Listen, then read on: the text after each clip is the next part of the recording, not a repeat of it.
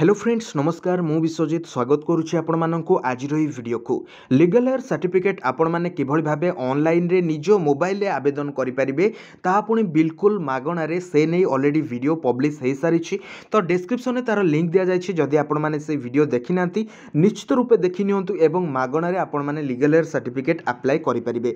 तेबे आज रे वीडियो रे एक कॉम्प्लिकेटेड केस विषय रे मु आपण मानकु कहिबी जा कि बहुत सारा सब्सक्राइबर्स मानकर क्वेश्चन रहउछि कि न्यायिक उत्तराधिकारी प्रमाणपत्र अर्थात लीगल हेयर सर्टिफिकेट बाहर करने जदि जड़े मृत व्यक्ति रही से मृत व्यक्ति लीगल हेयर सर्टिफिकेट बाहर एवं सीए तांकर दुईटी पत्नी रही तेबे प्रथम पत्नी सहित तांकर छाड़पत्र होना एवं एभली कॉम्प्लिकेटेड केस रे तांकर लीगल हेयर रे केउ माने रहिबे एने कौन कहूची आईन आसंतु जानिबा।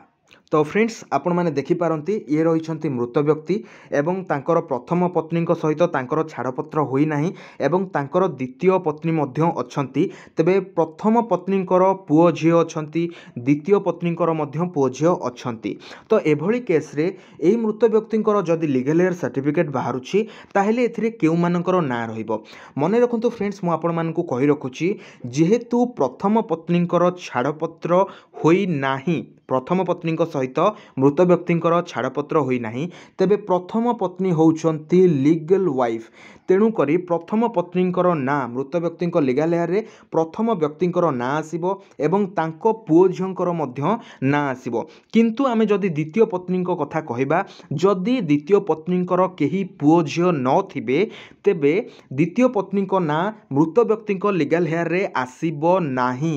किंतु जदि द्वितीय पत्नी पुओ झियो थिबे तेबे मृत व्यक्ति लीगल हेयर रे प्रथम पत्नी आसीबे प्रथम पत्नीकर जो पुओ झियो अछंती से मध्य आसीबे एवं द्वितीय पत्नीकर जो पुओ झियो अछंती सेमाने मध्य आसीबे। किंतु द्वितीय पत्नी लीगल हेयर रे आसी पारिबे ना कारण आईन कहूची जे प्रथम पत्नी थाउ थाउ एवं तांको सहित जेहेतु डिवोर्स बा छाड़पत्र होई नाही द्वितीय पत्नी तांकर सेकेंड मैरेज हेइछि तो ए भली स्थले बापा मांकर भूल एथिरे पिला मानकर कोनोसी भूल नाही।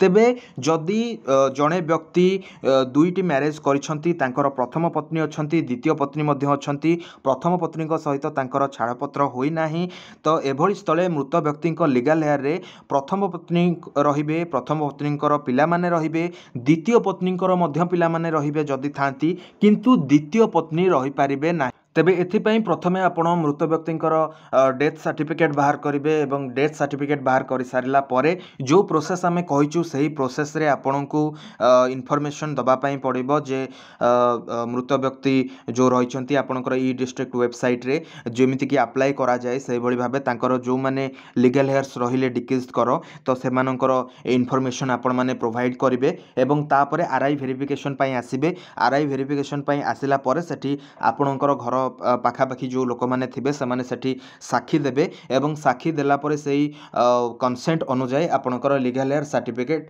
1.5 मंथ रु 2 मंथ भितर आपणको ईमेल रे पहुँची जिवो। जदि आपण मानकर आउ किछि जानिबार अछि कमेंट बॉक्स रे कमेंट करि परिबे निश्चित रूपे आपण मानकु रिप्लाई देबी किबा इंस्टाग्राम रे मेसेज करि परिबे। जदि इनफॉरमेशन टी आपनको भलो लागुछि तो must like share and subscribe एही बळी अपडेट पाइबा पई वीडियो को एंड जाय देखथिबारु धन्यवाद।